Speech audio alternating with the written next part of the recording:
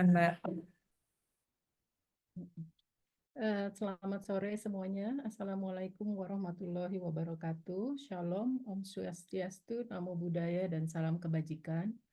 Selamat datang di webinar e-commerce Indonesia bulan September 2024 dengan topik situs Sangiran, eksotisme dalam arus waktu. Sedikit perkenalan, Sangiran adalah salah satu situs purbakala yang paling penting di dunia, terutama karena menjadi lokasi utama untuk menemukan fosil Homo erectus yang memainkan peran kunci dalam memahami evolusi manusia. Fosil-fosil di Sangiran berasal dari era Pleistocene dengan usia sekitar 1,5 juta hingga 780 ribu tahun yang lalu. Waduh. Selain Homo erectus, Sangiran juga mengungkap banyak fosil fauna dan flora prasejarah lain yang hidup bersama manusia purba.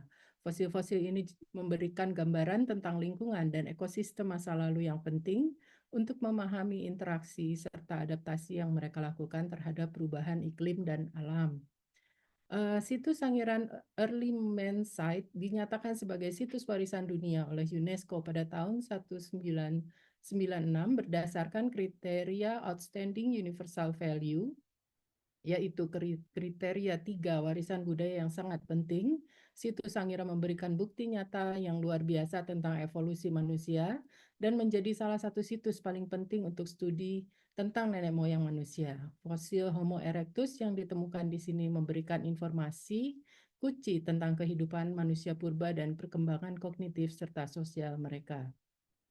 Selain itu, Sangiran memuat jejak lingkungan purba dan fauna yang hidup selama ribuan tahun, yang turut mendukung kajian tentang perubahan iklim, ekologi, dan adaptasi manusia purba. Selain itu, kriteria 6 terkait dengan peristiwa atau proses sejarah yang penting. Sangiran terkait langsung dengan peristiwa sejarah penting dalam evolusi manusia, khususnya imigrasi Homo erectus dari Afrika ke Asia. Temuan fosil di Sangiran memperlihatkan bahwa Homo erectus adalah spesies pertama yang berhasil bermigrasi keluar dari Afrika dan bertahan di Asia dalam jangka waktu yang sangat panjang. Situs ini juga merupakan lokasi penting bagi pengembangan studi paleoantropologi global dengan kontribusi besar terhadap pemahaman tentang bagaimana manusia berevolusi dari nenek moyang yang lebih primitif. Sebagai narasumber kali ini adalah Ibu Marlia Yulianti Rosida, sarjana sains dan master art. Beliau beliau dari Kementerian Pendidikan, Kebudayaan, Riset, dan Teknologi sebagai pamong budaya ahli muda dengan alamat rumah yang sengaja saya kosongkan. Riwayat pendidikan beliau, sarjana S1 dari jurusan Biologi, Fakultas Matematika dan Ilmu Pengetahuan Alam, sarjana dan S2-nya dari jurusan Arkeologi, Fakultas Ilmu Budaya UGM. Saat ini menjabat sebagai penanggung jawab unit kawasan cagar budaya nasional Sangiran. Banyak sekali sudah dibuat menulis daftar karya tulis.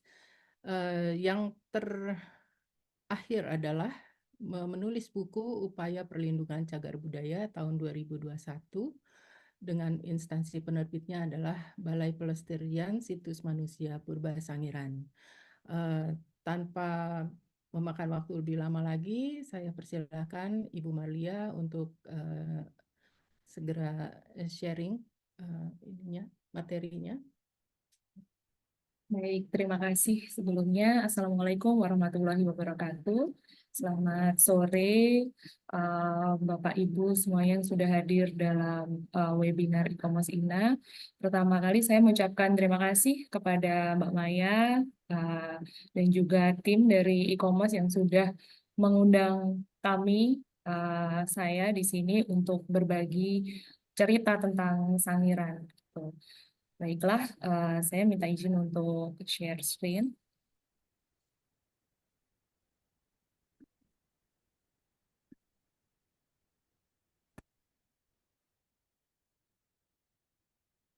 Apakah sudah terlihat di layar? Sudah, Bu. Oke, baik, terima kasih. Jadi di sini saya memilih judul Sangiran Eksotisme dalam Arus Waktu. Jadi sangiran ini memiliki eksotisme sehingga eh, dia mampu untuk menarik perhatian dunia gitu, dan sangiran yang berada di sebuah pelosok desa di Jawa Tengah, tapi pengaruhnya terhadap ilmu pengetahuan di dunia itu sangat luar biasa. Dan kemudian bagaimana sih sekarang sangiran sejak dia ditemukan, mungkin jauh juga sebelum eh, kolonial masuk sudah ada, dan sampai sekarang bagaimana kisah sangiran ini. Dalam presentasi saya ini, saya mencoba akan menampilkan yang pertama yaitu tentang sangiran itu sendiri. Kemudian selanjutnya adalah bagaimana outstanding universal value-nya sehingga sangiran bisa menjadi World Heritage serta atribut-atributnya itu apa saja.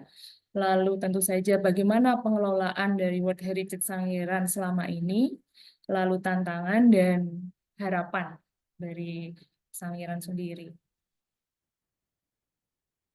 Baiklah, di sini saya mau mencoba untuk membagikan ya preview. Mungkin teman-teman di sini sudah ada yang pernah ke Sangiran tentu saja, dan mungkin bisa jadi ada juga yang baru tahu Sangiran gitu, dan sebenarnya Sangiran itu seperti apa gitu.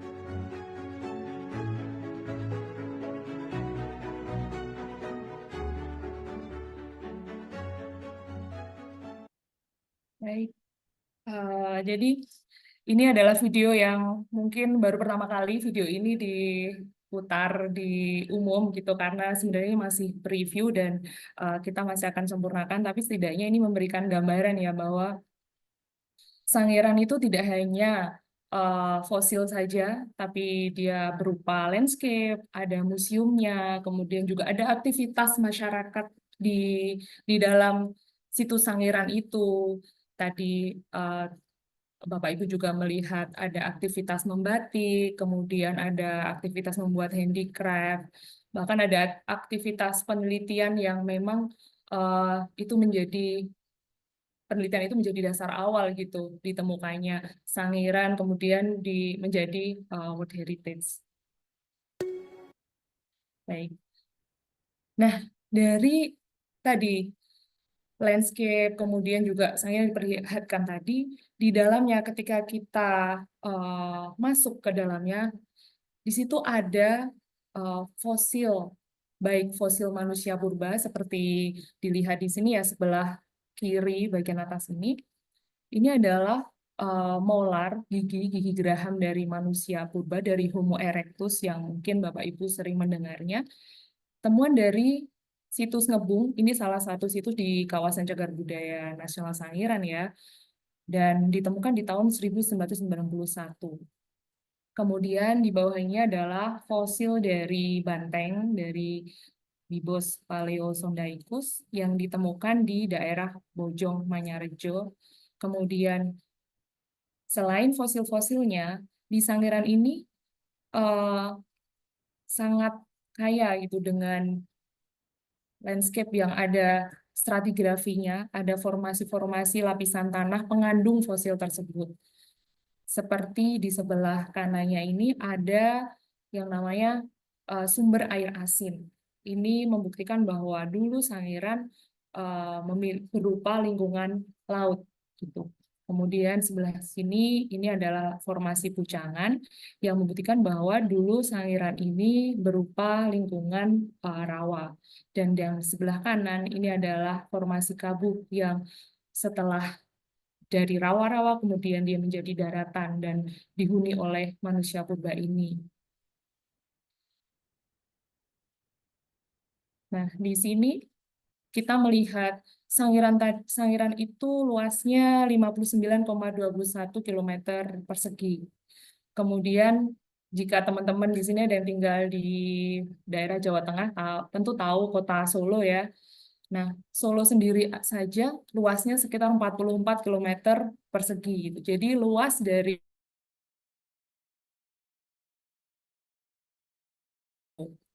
dan di dalamnya itu tersimpan tadi kekayaan luar biasa yang menjadi bukti adanya evolusi dari manusia, lingkungan dan budayanya gitu. Ini kita lihat landscape dari Sangiran jika dia dari foto udara dan ada satu yang istimewa lagi adalah bahwa di landscape tersebut kita juga masih banyak menemukan ini di sini ada rumah tradisional yang masih banyak ditemukan di Sangiran.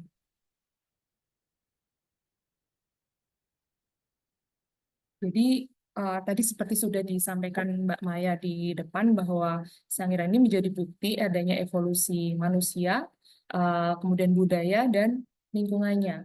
Tuh, jadi Homo erectus yang menghuni di Pulau Jawa itu banyak sekali ditemukan di Sangiran. Bahkan di seluruh dunia itu 50% lebih temuannya itu ditemukan di Sangiran.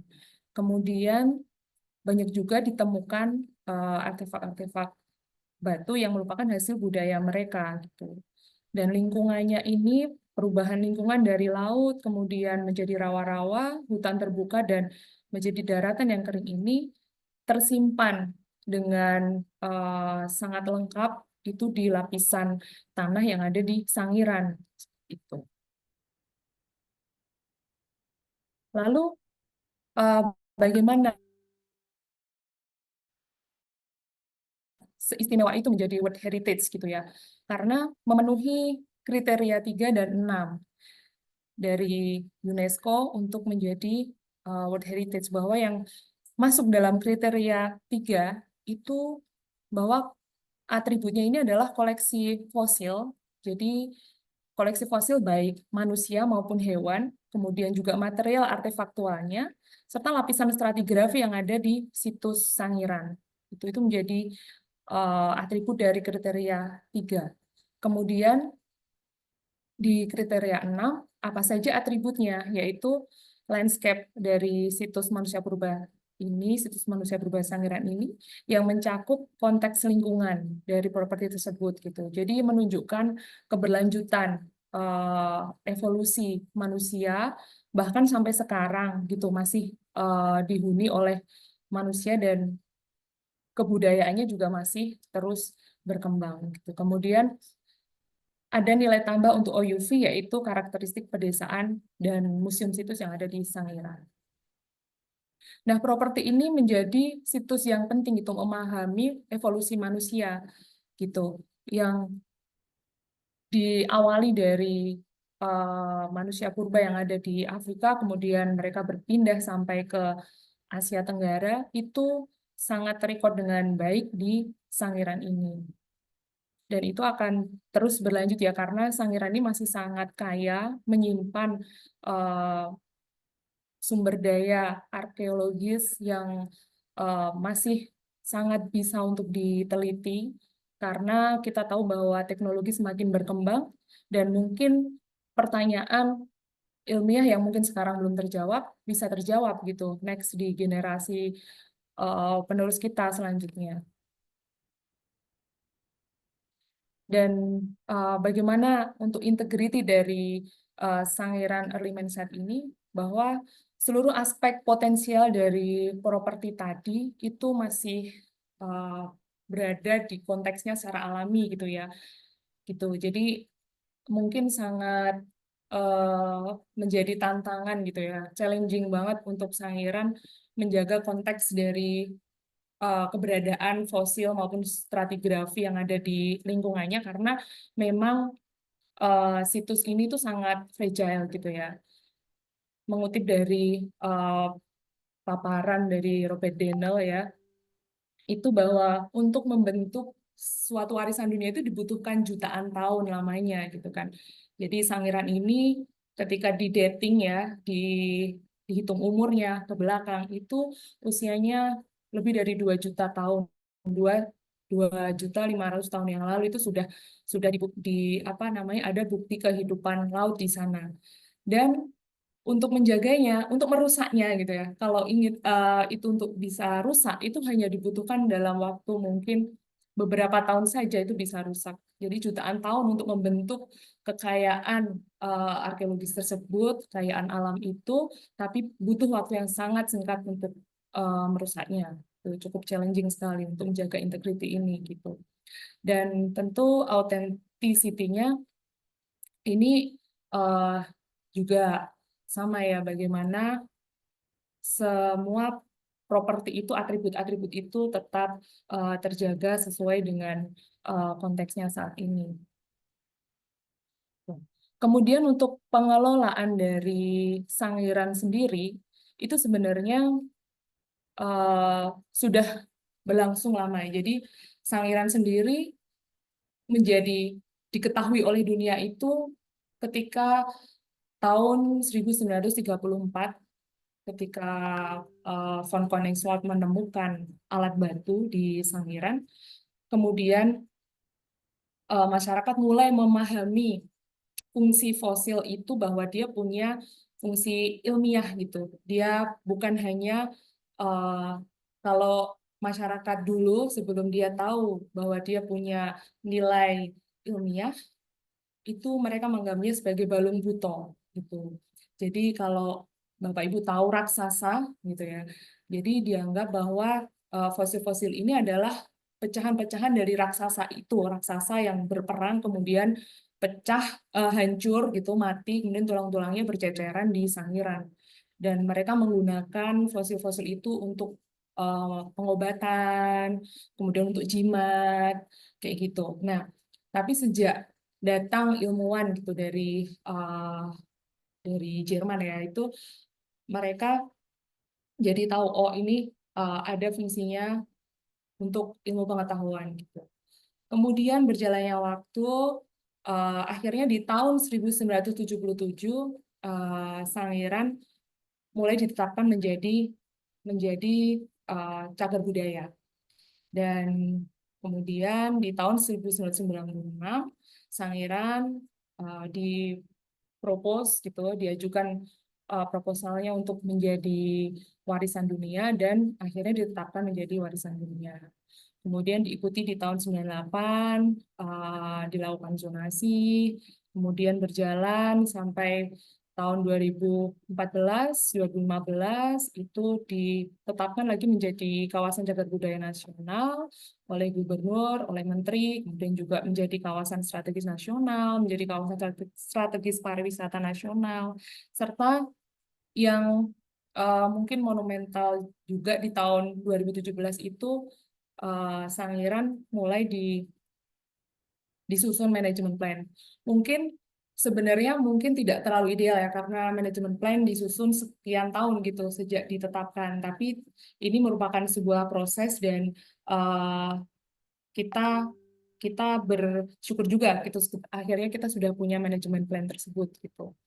Kemudian 2018 di Sangiran, dari Sangiran lahirlah CETSI gitu ya, yang di mana sekarang ada dikelola oleh BRIN. Kemudian tahun 2022-2023 ini yang tadinya kami dari BPSMP Sangiran atau Sangiran Conservation Office, kami menjadi museum dan cagar budaya gitu, sampai sekarang. Kira-kira seperti itu ya untuk riwayat pengelolaan. Dan sebenarnya ketika saya berada di sini membicarakan tentang Sangiran, kami, mungkin saya dari MCB ini bukan satu-satunya pengelola gitu di Sangiran karena sebenarnya banyak banyak pihak gitu stakeholder yang berperan gitu dalam mengelola Sangiran ini. Nah, mungkin bisa dilihat dari bagian ini, walaupun ini masih perlu karena saya mengambil ini dari naskah manajemen plan gitu ya. Jadi di pusat gitu, kami IHA atau Indonesian Heritage Agency atau Museum dan Cagar Budaya ini adalah bagian dari pemerintah pusat gitu, dari Kementerian Pendidikan, Kebudayaan, Riset dan Teknologi, kemudian di bawahnya ada Direktorat Jenderal Kebudayaan, di bawahnya Direktorat Jenderal Kebudayaan ada Direktorat eh, kalau sekarang ya itu ada Direktorat Perlindungan Kebudayaan dan dan kami tetap berkoordinasi dengan mereka. Yang di sini juga ada BPK 10 juga itu. Dan di sini tidak hanya Kementerian Pendidikan sebenarnya yang turut mengembangkan Sangiran ya, turut mengelola Sangiran. Karena banyak misalnya ini dari tingkat provinsi, kemudian turun ke tingkat kabupaten, karena Sangiran juga terletak di 2 kabupaten, yaitu Sragen dan Karanganyar. Kemudian masing-masing juga di local government-nya, di tingkat desa, Sangiran ini terdiri dari 25 desa, yang merupakan bagian dari 4 kecamatan dan 2 kabupaten. Jadi bisa dibayangkan banyak sekali stakeholder-nya gitu, dan itu harus saling berkoordinasi gitu. Baik.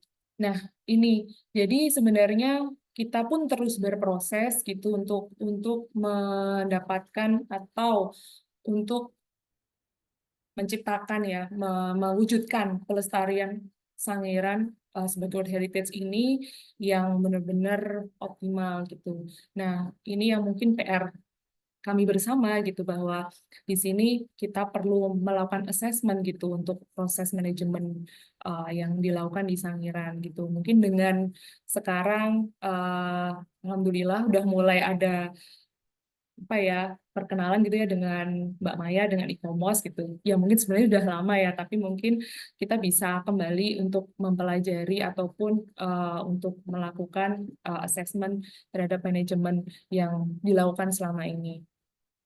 Ini bagian yang saya coba kutip dari assessment toolkits untuk World Heritage dari UNESCO. Nah, baik, kita menuju ke tantangan ya. Jadi apa sih yang tantangan dihadapin oleh Sangiran saat ini ya?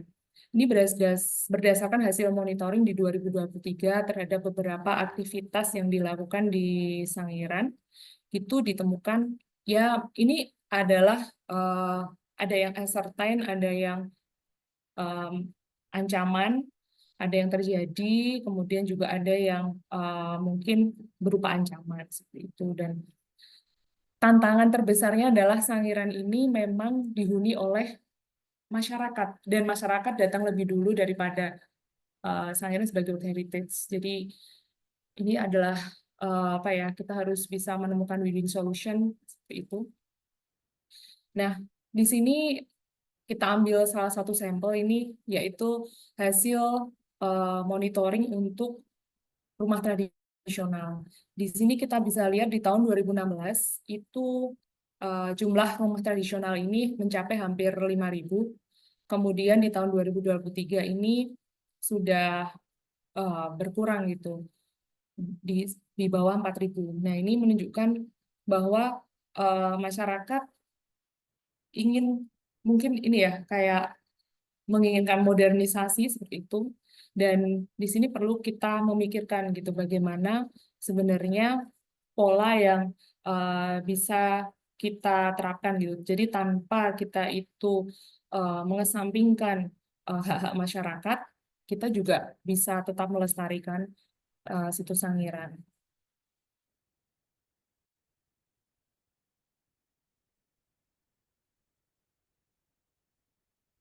Oke. Nah, di sini juga tantangannya cukup banyak nih. Kita ketika menyusun manajemen plan, kita mengidentifikasi faktor-faktor yang mempengaruhi dari properti gitu ya. Di sini ada tekanan pembangunan gitu.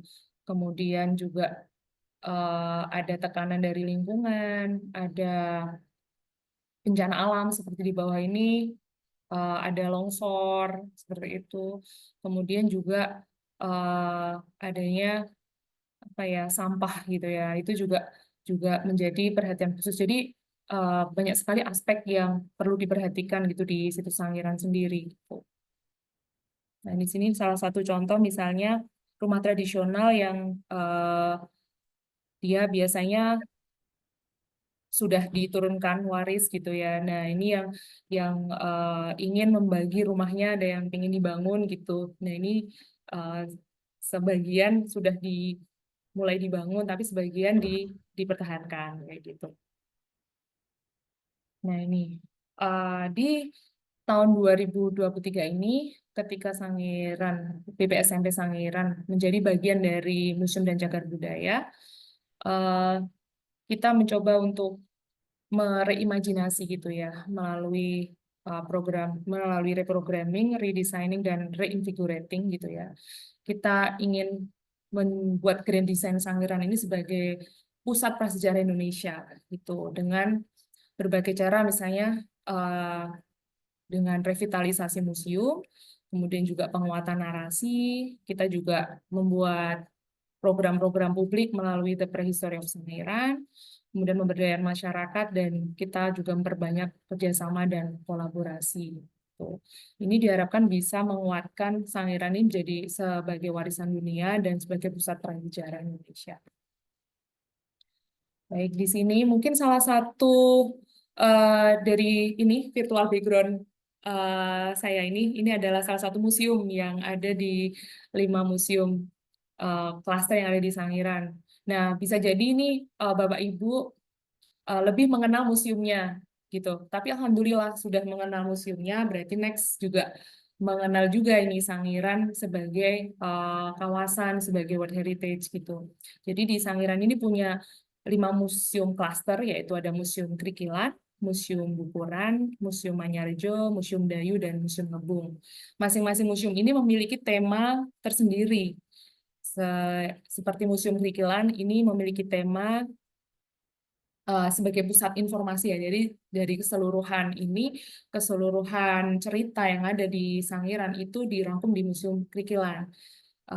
Kemudian di Museum Bukuran ini adalah tentang evolusi manusia. Kemudian Museum Manyarejo ini adalah museum lapangan ya. Jadi di Museum Manyarejo ini Bapak Ibu bisa melihat kota ekskavasi yang uh, dikonservasi. Jadi itu memang benar-benar hasil ekskavasi dan masih ada temuannya, sehingga Bapak Ibu bisa melihat langsung di dalam museum tersebut gitu. Kemudian Museum Dayu yang dia seperti lorong waktu ya, seperti mesin waktu. kita berjalan dari usia yang paling muda ya, kemudian turun-turun dan menjadi semakin tua di paling bawah gitu. Kemudian Museum Ngebum ini tentang riwayat apa namanya penelitian yang ada di Sangiran. Kenapa kita membuat museum ini? Karena tidak mungkin masyarakat bisa mempelajari tanpa diberikan display, diberikan tempat untuk belajar yang nyaman, menarik, dan tentu saja benar-benar bisa menginternalisasi dan memahami apa yang sudah dihasilkan dari situs Sangiran sendiri. Nah, sekarang kita mencoba untuk ini melihat potensi yang ada di dalam masyarakat gitu. Jadi sebenarnya di kesempatan ini juga mungkin di sini ada Bapak Ibu yang berasal dari Sangiran yang merupakan masyarakat Sangiran. Kita sangat berterima kasih sekali karena masyarakat di Sangiran ini memiliki kearifan lokal yang luar biasa dan mereka aktif gitu untuk mengekspresikannya sehingga banyak sekali komunitas-komunitas yang berasal dari 25 desa tersebut ya. Di sini mungkin tidak bisa kita tampilkan semuanya. Kemudian kita juga berterima kasih kepada Direktorat PPK juga yang sudah menciptakan program ini ya, pemajuan kebudayaan terutama untuk desa yang berada di World Heritage, sehingga sekarang kurang lebih ada 18 desa yang sudah digarap gitu untuk daya desanya gitu. Jadi sebenarnya masyarakat sudah memiliki potensi yang ada, kemudian kita hanya mendorong gitu, menciptakan, membantu untuk meng-create ruang juga untuk mengekspresikan seni budaya yang sudah ada di masyarakat. Nah, di antaranya di sini komunitas ada Brayat Kerajaan di Manyarjo yang di sini mereka setiap tahun melakukan kirap gitu ya, ada kirap Empu Balung gitu. Kemudian juga ada ini di sini ada Gejok Lesung, ini ada di beberapa desa ya, di Manyarjo ada, di Krikilan ada gitu. Kemudian nah ini banyak sekali apa ya, ekspresi dari warga yang beragam gitu. Mereka punya seni budaya yang uh, mereka masih jaga, mereka masih mengekspresikannya gitu ya di acara-acara tertentu. Seperti misalnya ini, nah ini bukan editan ya ini, tapi ini jangan dilakukan di rumah ya. Ini adalah rodat gitu ya dari bukuran gitu yang bisa nyembur-nyembur api gitu. Nah ini di atas ini ada tampilan ketoprak. Bapak Ibu mungkin yang dari Jawa Tengah tahu ketoprak ya, seperti teater gitu. Tapi dia mengangkat legenda-legenda cerita legenda gitu ya. Yang ini kebetulan waktu itu mengangkat cerita Cindelaras. Kemudian ini di Desa Sambirejo, kemudian ada tarian Balung Buto. Jadi dari Balung Buto tadi direvitalisasi gitu nilai-nilainya menjadi tarian, dan ini tentu saja juga hasil kolaborasi gitu ya, kerjasama dengan bentuk-bentuk perhatian misalnya ini dari isi Surakarta gitu yang mereka juga membantu untuk lebih mengemas gitu seni budaya yang sudah ada di masyarakat itu gitu. Kemudian ada karawitan juga gitu di Manyarjo ini ya, di Brayat Kerajaan. Kemudian di Kerikilan ini ada, ini cukup menarik ini Bapak Ibu, ada festival jerami. Jadi di sini ini kami juga tidak menyangka gitu, masyarakat bisa menjadi seniman pematung jerami gitu. Eh, Mereka membuat objek-objek berupa fauna yang memang fosilnya itu benar-benar ditemukan di Sangiran gitu. Jadi mereka mengkurasi apa objek jeraminya itu benar-benar sesuai dengan hasil penelitian yang ada di Sangiran. Misalnya ini yang paling depan ini adalah jerami berbentuk stegodon ya. Stegodon itu adalah jenis gajah purba yang ada di Sangiran. Nah, oke. Kemudian yang selanjutnya ini, jadi ini salah satu upaya gitu ya kolaborasi yang kita lakukan, yaitu kita mencoba menginisiasi adanya Sangiran International Youth Forum, yang waktu itu kita memang sengaja untuk bisa ikut di World Heritage Volunteers gitu. Nah, di sini kita ingin menggerakkan para pemudanya gitu. Jadi kalau kita harus memastikan generasi penerus yang ada di Sangiran ini, mereka yang akan memegang tongkat estafet dari pelestarian Sangiran gitu. Mereka juga harus punya rasa kepemilikan gitu dan mencintai warisan budaya, warisan leluhur, warisan budaya, warisan Sangiran ini yang mereka juga menempatinya itu. Dan ini beberapa aktivitasnya. Kebetulan ini ada kolaborasi dengan HOH waktu itu dengan mahasiswa-mahasiswa dari luar negeri. Nah, kemudian di sebelah kanan ini adalah mereka melihat eh, temuan-temuan fosil yang ada di Desa Manyarejo. Di sana masyarakat yang tergabung dalam komunitas Brayat Kragen tadi mencoba untuk mengkonservasi ya, mereservasi temuan yang ada di lingkungan mereka di alam itu untuk masyarakat biar bisa melihat langsung gitu temuan yang masih menempel di tanah di lapisan aslinya itu seperti apa kayak gitu. Dan ini di bawah ini adalah ketika mereka mencoba untuk memperkenalkan Sangiran atau membicarakan, berdiskusi, mensosialisasikan tentang kegiatan mereka dengan generasi yang ada di bawahnya lagi gitu, dengan yang lebih muda lagi seperti itu.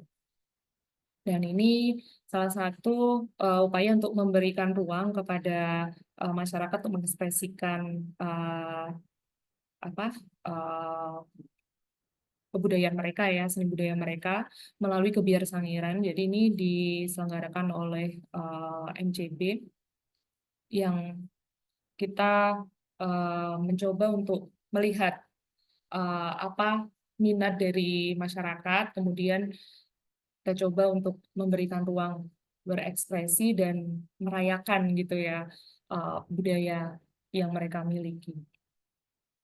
Nah, ini tadi di video kan teman-teman melihat, Bapak Ibu melihat ada batik ya, kisah buat batik. Jadi sebenarnya di wilayah Sragen ya ini itu 100 tahun yang lalu itu mereka sudah membatik gitu.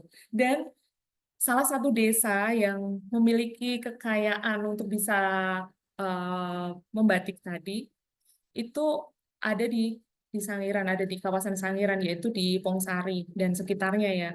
Nah, di sini kita mencoba untuk memanfaatkan potensi yang sudah ada tadi dengan ini menciptakan motif-motif batik yang diangkat dari OUV Sangiran. Misalnya ini salah satu ya, salah satunya ya nama motifnya Pereng Sangir gitu. Jadi ini dibuat karena terinspirasi dari atribut OUV seperti motif apa ya? Ini tuh sebenarnya lapisan stratigrafi dari Kalibeng dan Pucangan gitu. Jadi ini bentuk stilasi dari ada gading, kemudian ada moluska, fosil moluska seperti itu dan warnanya juga disesuaikan dengan warna lapisan tanah gitu.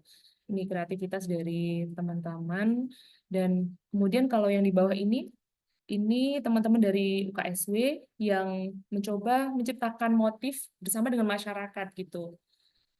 Di sini juga mereka menghasilkan motif yang luar biasa. Jadi tetap berbasis pada tadi OUV tadi. Kemudian ini juga sudah ditampilkan, dipamerkan di Australia juga gitu. Ini salah satu yang sudah jadi ini motif-motif yang lain.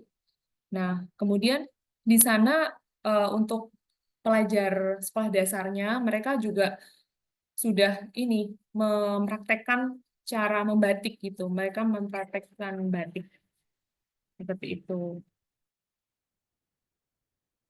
Jadi eh, batik ini sudah mendarah daging gitu di mereka sejak sejak kecil. Oke, jadi mungkin nanti kita bisa perdalam lagi di sesi tanya jawab. Terima kasih banyak atas perhatiannya. Eh, saya tunggu komen dan pertanyaannya. Terima kasih. Waktu saya kembalikan kepada Mbak Maya. Wah, Luar biasa ya, ternyata potensi di Situ Sangiran ini ya. Selain memang dari nilai-nilai apa namanya ilmu pengetahuannya juga sangat kaya juga dengan kebudayaannya ya. Eh, saya juga baru baru tahu, saya tertarik sekali dengan batik Sangirannya, lalu apa budaya-budayanya juga, keseniannya gitu. Em, Mungkin apa ada yang ingin bertanya kepada Ibu Marlia, bisa ditulis di chat atau mau bertanya langsung, silakan. Eh, untuk sementara waktu saya mau bertanya nih Bu Marlia nih. Silakan Mbak Maya. Kan iya, kita waktu itu bertemu di Bandung ya Bu ya. Iya, Suatu apa berkah sekali hingga kita bisa jadi apa namanya em, saling mengenal gitu. Nah, tetapi bagaimanakah saya ingin tahu saat ini hubungan situs Sangiran itu sendiri dengan UNESCO dan eh, ICOMOS gitu. Setahu saya belum ada selain kita ini belum ada apa hubungan lagi gitu. Bagaimana baik. itu? Terima kasih pertanyaannya Mbak Maya.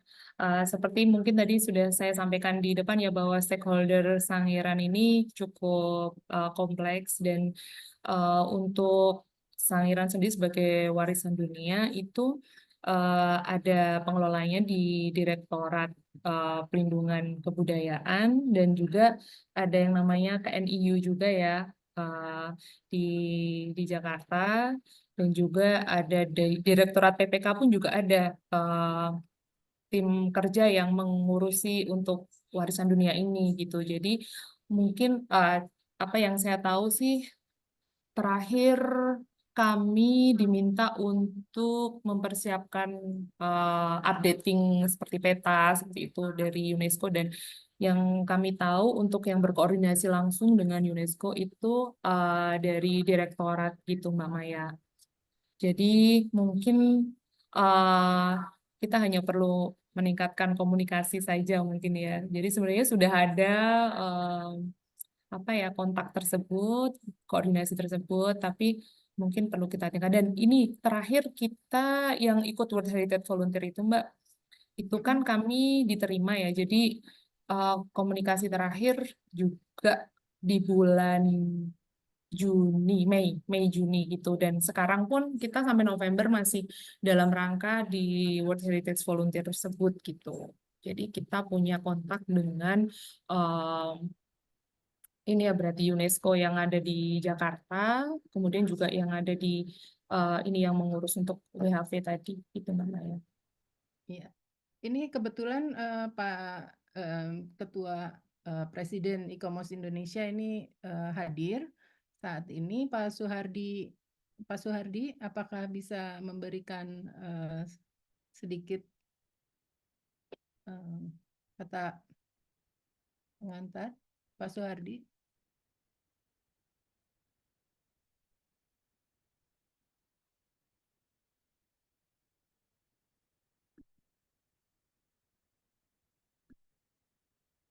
Eh, Pak Suhardi, oh,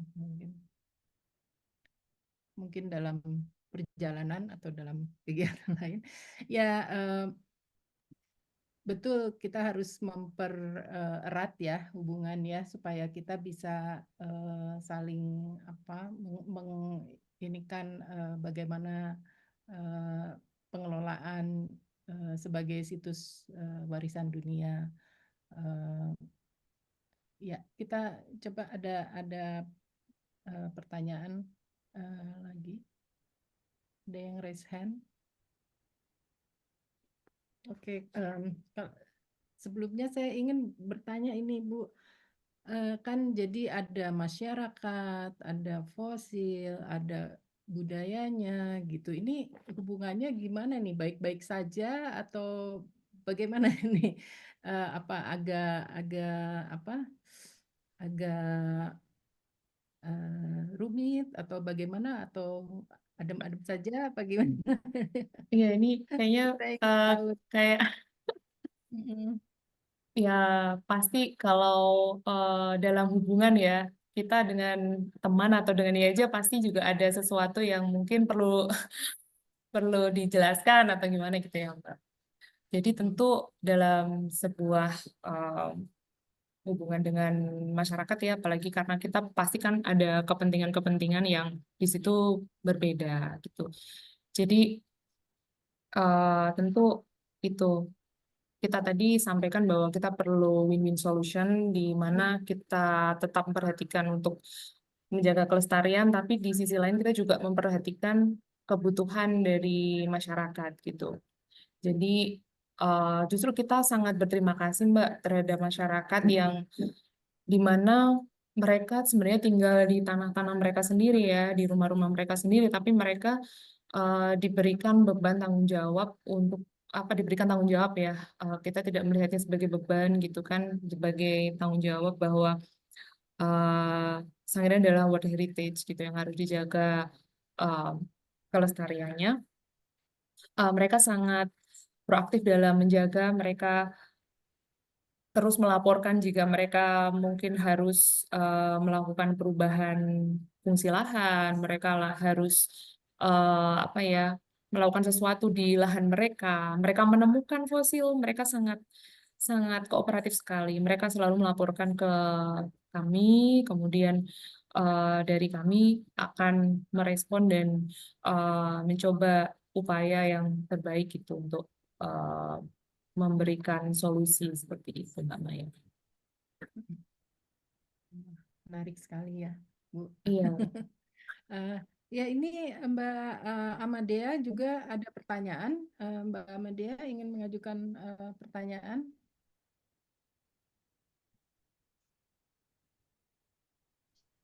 Ya, Ibu mau tanya, ini kalau di situs Sangiran ini, apakah pernah dievaluasi untuk Heritage Impact Assessment-nya, evaluasi untuk Conservation Plan, terus mitigasi, dan misalnya community impact untuk masyarakat.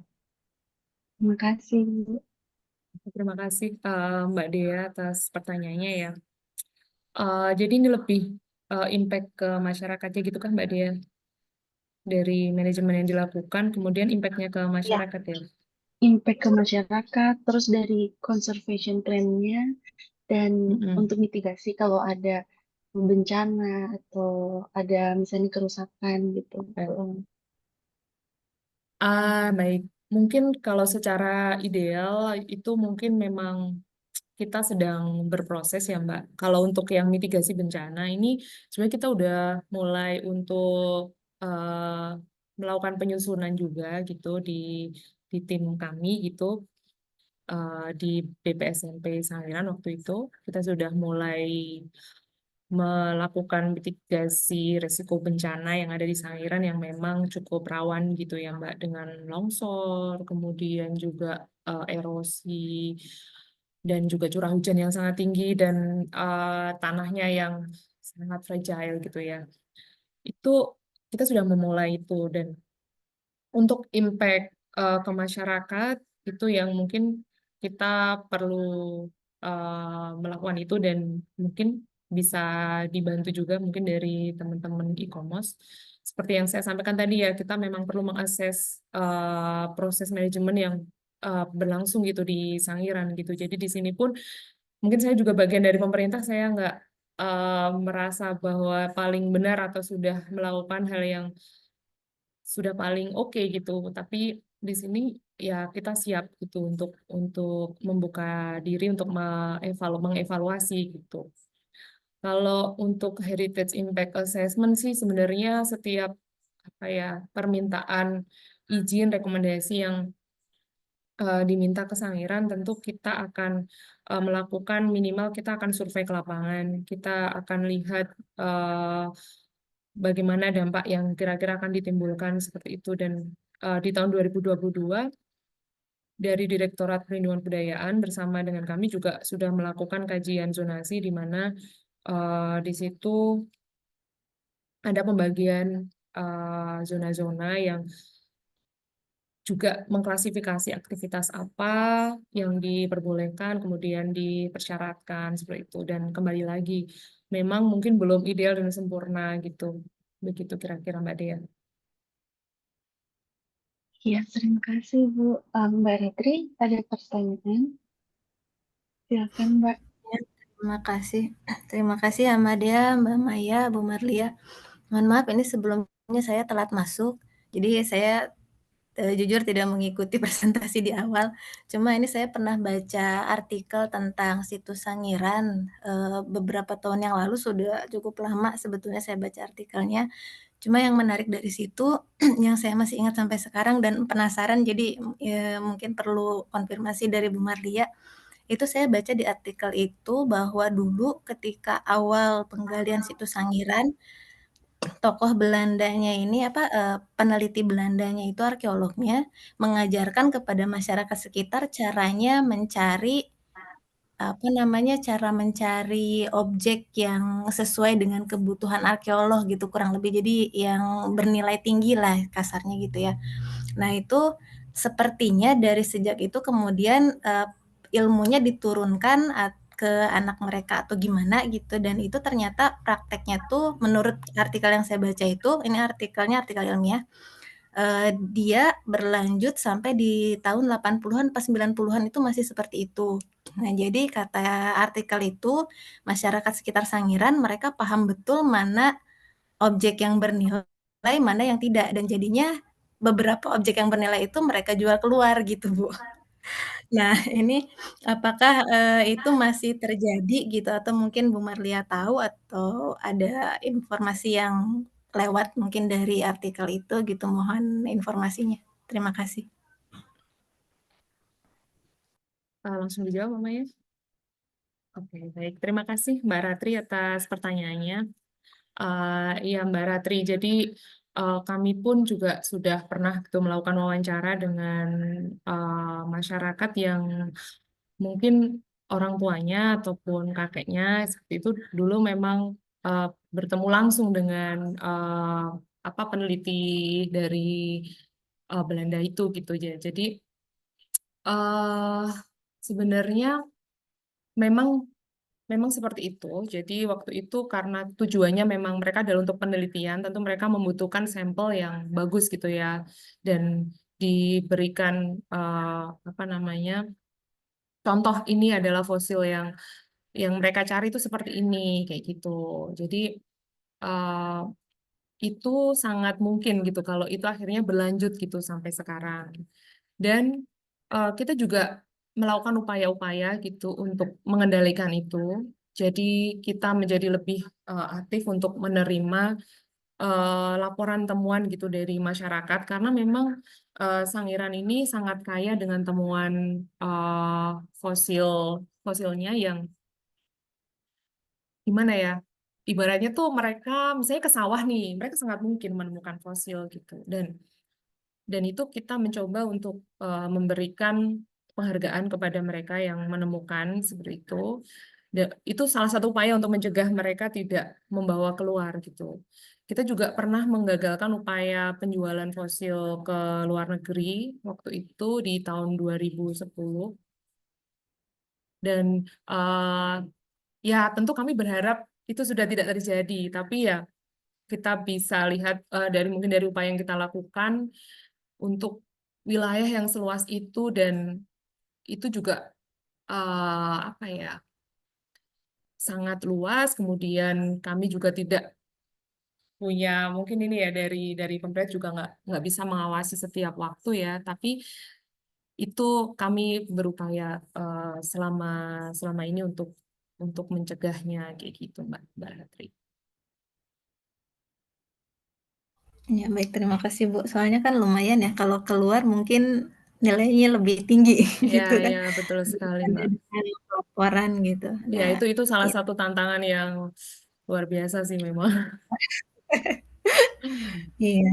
Ya, Ya, mungkin bisa makanya dengan betul. eh, dengan apa ya namanya sosialisasi ke sekolah mungkin untuk salah satu mitigasinya barangkali ya Mbak.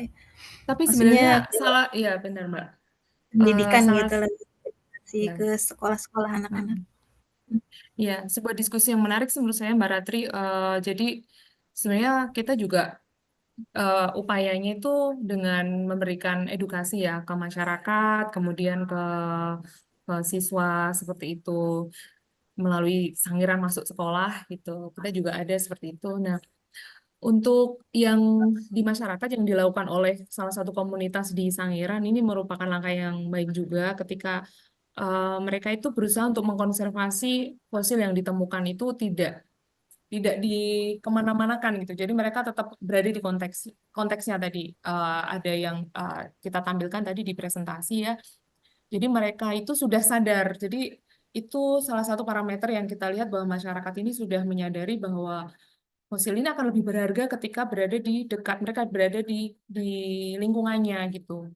Gitu. Kita sangat mengapresiasi sekali gitu masyarakat yang seperti itu dan banyak gitu masyarakat yang sudah sangat sadar gitu bahwa sebenarnya Sangiran tidak untuk dieksploitasi untuk dijual keluar gitu, tapi gimana caranya ya kita tidak memungkiri bahwa ada kebutuhan ekonomi di sana, tapi eh, mereka tahu bahwa itu bukan cara yang instan gitu untuk menjual itu karena dengan menjual itu tentu sumber dayanya akan lama-lama kan habis dan tentu itu akan menjadikan Sangiran jadi kurang berharga lagi gitu karena sudah banyak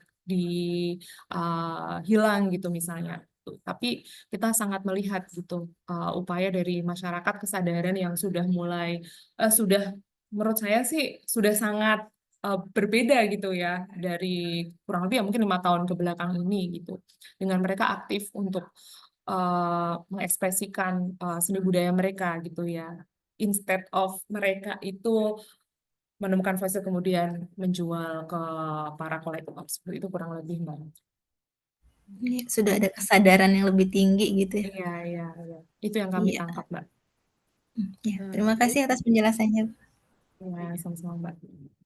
baik, waktu sudah menunjukkan sudah 1 jam ya.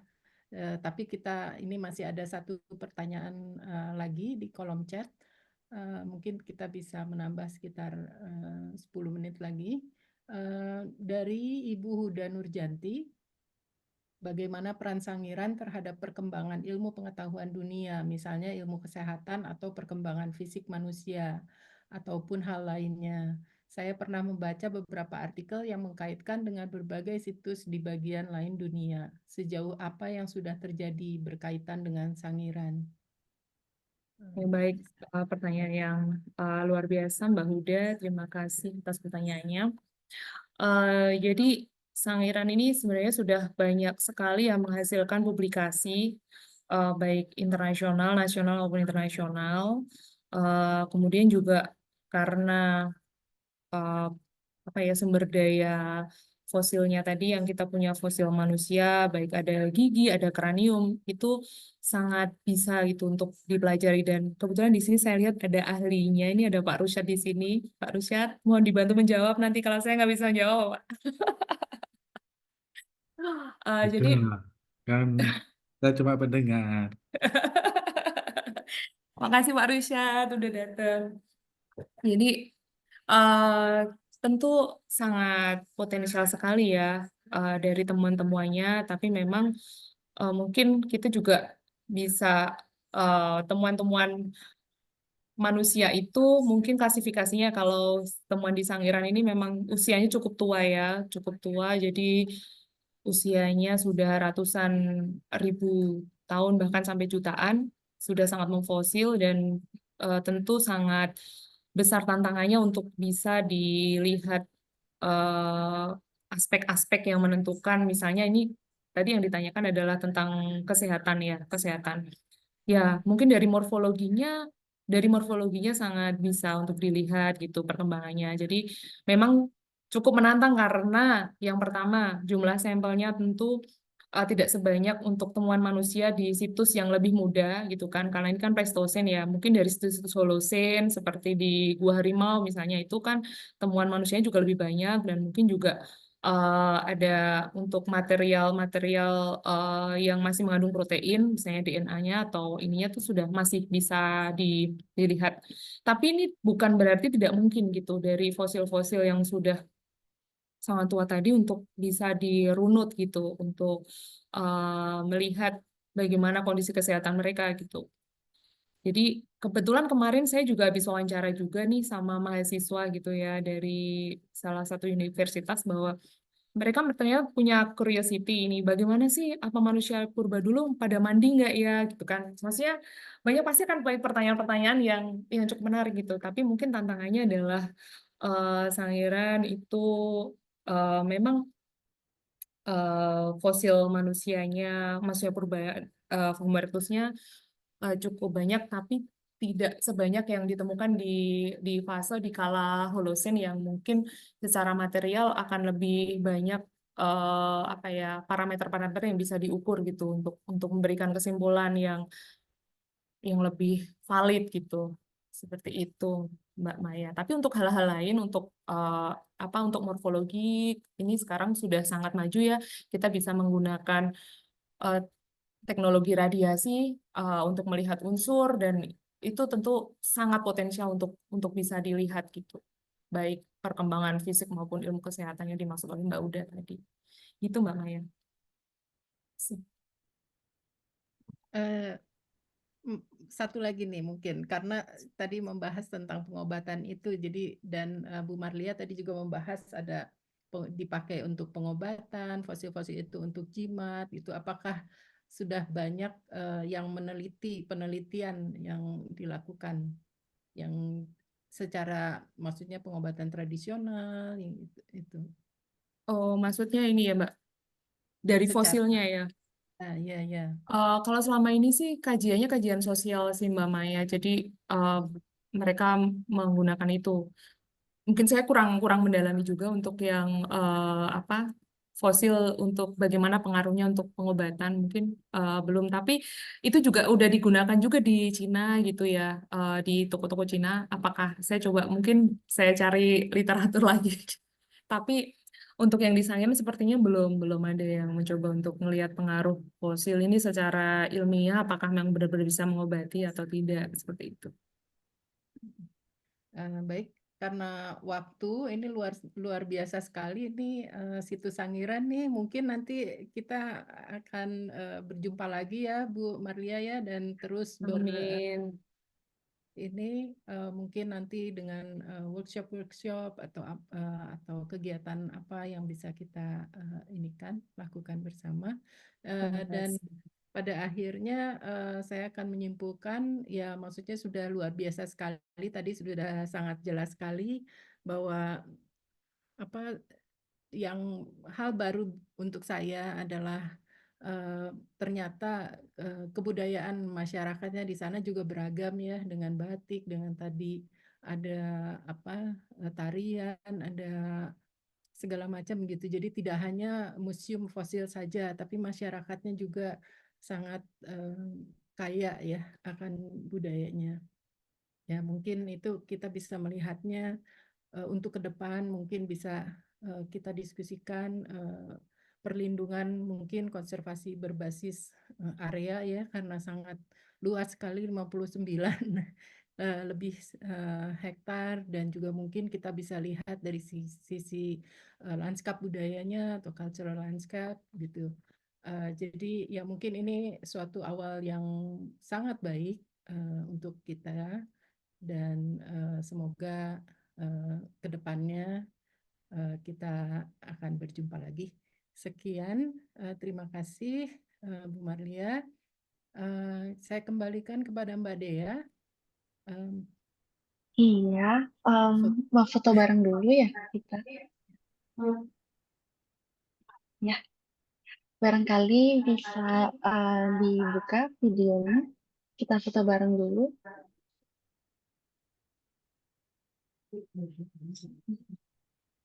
Sebentar.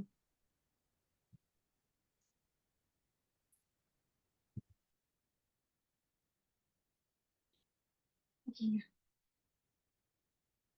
Boleh dibuka videonya para peserta.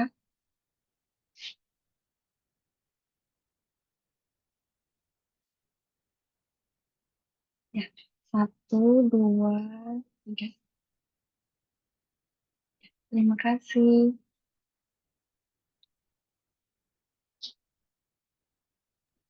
Terima kasih semua. Saya tutup. Terima kasih Mbak Maya, Mbak Dea. Selamat Iya. sore semuanya. Waalaikumsalam warahmatullahi wabarakatuh. Selamat sore semuanya. Terima kasih semuanya. Waalaikumsalam warahmatullahi wabarakatuh. Waalaikumsalam warahmatullahi wabarakatuh. Waalaikumsalam warahmatullahi wabarakatuh.